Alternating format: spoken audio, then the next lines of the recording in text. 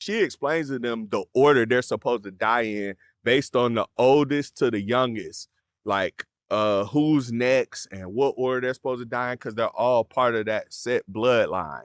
And so what ends up happening next is the next oldest underneath the guy that we saw that you thought was gonna die, she ends up dying in a very terrifying, disturbing freaking way, man. When I tell you these deaths were awesome, they were subtle, they were creative, very well thought out and well planned. I got to give it to them with the Final Destination. They did a good job with these deaths.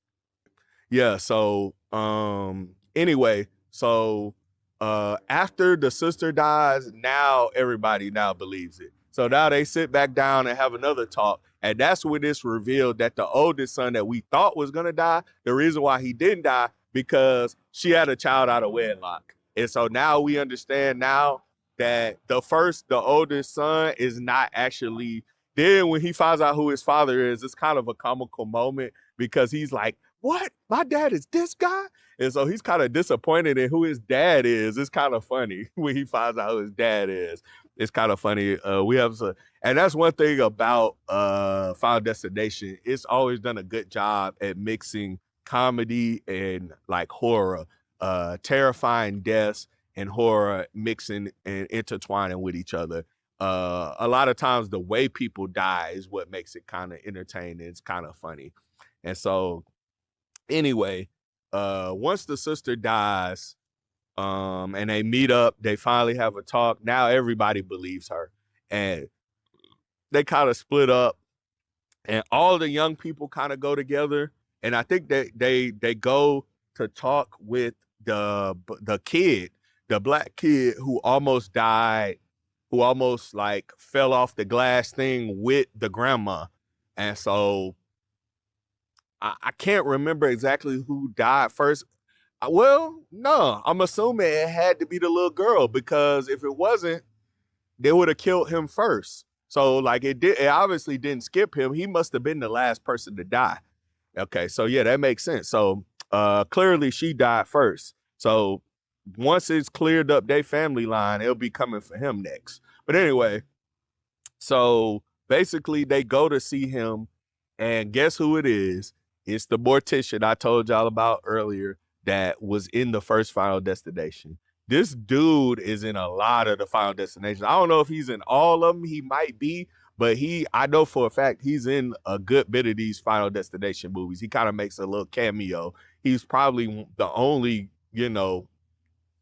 character that lives to be in all these different movies as the mortician. So they go have a conversation with him because he's the grandma told his granddaughter about her. And they go talk to him to try to see if she maybe told them some way to help them figure out how to evade death. And when they go talk to him and tell him, hey, the grandma died, and they talk about how they had that close little relationship, and how appreciative he was for keeping herself alive all this time so he could stay alive. But once they tell him that she's dead, he's like, look, ain't nothing you can do. When death is calling your name, that's it. So he starts preparing. He basically talking like he preparing to go ahead out. He's like, I'm just going to go ahead and live the rest of my life that I got left, because it ain't much left, clearly. And so his scene is a little funny. I'm not going to lie. He was kind of funny in the first Destination. Even though it was dark and creepy, it was kind of hilarious, actually. I kind of laughed at him. And so I thought he was funny personally. But he's such a good actor. You know what I'm saying? In this scene, he was great. And so rest in peace to him, man, because he did pass. So, you know what I'm saying? So rest in peace. And so anyway, he doesn't really, he does give them something though. He says that the only way that they can maybe beat death is if somehow they find a way to kill the next person that's supposed to die and bring them back to life. So yeah, I think that he said somebody might have escaped death a long time ago that way. And so I thought that was a really cool, really dope thing. And that makes sense. I mean, they have certain medicine that can slow your heart rate down to where you can almost die. And then they have a way to give you kind of adrenaline to bring you back to life. You know what I'm saying? I've learned about this certain thing watching past movies. You can learn a lot from movies, by the way, because a lot of it is based in reality, medicine and certain things you can learn. So anyway, we have a hospital scene after this where now two of the brothers go off because one of the brothers is next. The other one, he's not even on the list because he ain't even related. He was mad about his dad. So he go off and he tells him, hey, man, we going to find a way to kill you so we can save everybody else, and we're going to bring you back. This should just sound stupid right off the back. It's like, bro, y'all don't know shit about medicine. Y'all don't know what y'all doing, and y'all gonna go off on y'all own plan. It just sounded, the moment I saw this, I was like, these niggas finna die. That's all I was thinking. So anyway, they go off, and here we go. You know what I'm saying? Oh, also, remember that line I said earlier about fucking with death or it fucks with you? Well, he lets them know not to fuck with death, because when you fuck with death, it's gonna fuck with you. He warns them just like he warned the people in the first Final Destination movie. But do these motherfuckers listen? Do they listen to this advice? Of course not. They're not, because they're young and dumb. Now, I might say the girls might have listened, but the boys definitely didn't. We stubborn, hard-headed. Hey, man, we men. We gonna do what we gonna do. We boys, we gonna do whatever we gonna do when you were boys. You know what I'm saying? We make mistakes. But anyway, they went off on their own. They go over, and now they go into this X-ray machine, and he has this plan of killing him and then bringing him back to life. He's going to try to shock him and bring him back to life. But as this scene is being set up, you see things slowly coming into place in this scene that kind of show you, like, man, and this is the one thing I got to give to these Final Destination people. They'll show you all these little hints of things happening, but they won't, even with all the things they show you, you don't exactly see the death coming. Like, you don't know how they're going to kill you. A lot of times what they'll do is they'll make you think they'll die a certain way, and then another way they'll die. And I always loved that about Final Destination. That's kind of one of the things, because they catch you off guard, even though they show you that somebody's going to die. And the way to catch you off guard is you not knowing how they're going to die and how terrifying it's going to look. And so this scene is a perfect example of that, because somehow, some way, they end up turning on the machine that they use to run MRIs on people. When you lay back in that little machine and you go in there and they're trying to read your brain activity to see what's wrong with you. Well, guess what? This machine gets turned on. The oldest kid, he has all types of piercings. And you're not supposed to wear piercings when that machine comes on, because it's electromagnetic and it will connect anything metal to it. And so it's pulling ear piercings, all his piercings out of his skin into the thing, pulling him into it. Man, these two die in one of the most terrifying, gruesome ways on Final Destination.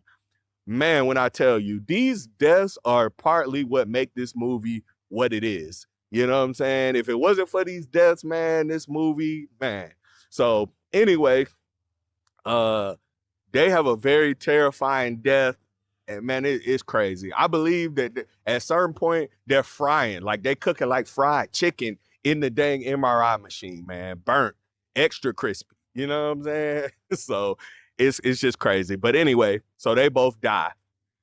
And now it's like nighttime, and you only got a few people left in this thing now. You know what I'm saying? You got the little brother, you got our main protagonist, and you got the mom. And so I believe that they steal like a emergency truck or something. I can't remember what happened. They might have just hopped in their own vehicle, they camper, and just drove off and left. But now they kind of go back to where the grandmama was. I can't remember what was the motive of them going back there. I can't remember why they went back there. Can't remember. But for some strange reason, I remember now. They go back to this place because they realized that grandma was able to survive there for a long time. So they figure if they go back there, maybe they can hide out there and figure out a plan to try to figure out what's the best plan of action. But when they go back there, all hell breaks loose the moment they get back there, all three of them. And we see the mom, we see the son, and we see the daughter all in there, and they have a crazy moment where all of them in there, and I believe that the mom risked her life to save her kids. And I thought that was a dope way for her to go out, considering the fact that she dipped out on them earlier, that she gave their life for them. That's a great way to give back to your kids, because a mother and a father are supposed to put their lives before their kids. That's probably one of the most saddest things, or one of the most terrifying things, is to watch your kids that you care about, that you love, pass before you pass. No parent wants to see that. And so she gave her life for them. And at certain moments, it looks like the son is going to die and the daughter's going to die. But the mom actually gives her life. She risks her life for them, and she does die. And so she was next to die anyway. She's the oldest of them, and she's the next person on the list to die. And so now I believe at a certain point, one of them actually dies and gets brought back to life. And so they believe now they have stopped the death from chasing after them. So they go back, and I believe the little brother is now graduated from high school, and there at his graduation, they done stopped death. They're happy. I'm like, man, a good Final Destination happy ending. We almost never get those, man. Everybody always dies. And I'm just like happy to see this finally. And, you know, it's just a good thing to see. And then next thing you know, somehow a train just all of a sudden crashes out of freaking nowhere. The railroads come off, and the thing flips over and just kills the last two characters at the end of the movie. And that's how the movie ends. That's all, folks. And they all die. And so, hey, man, in true Final Destination fashion, they make you think that everybody lives, but everybody dies, just like always.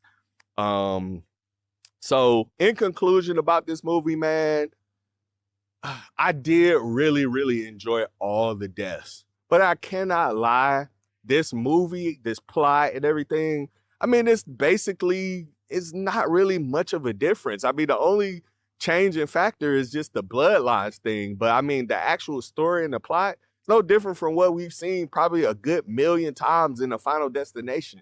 So, you know, this movie doesn't really give you much extra except a bunch of entertaining deaths, which are dope to see.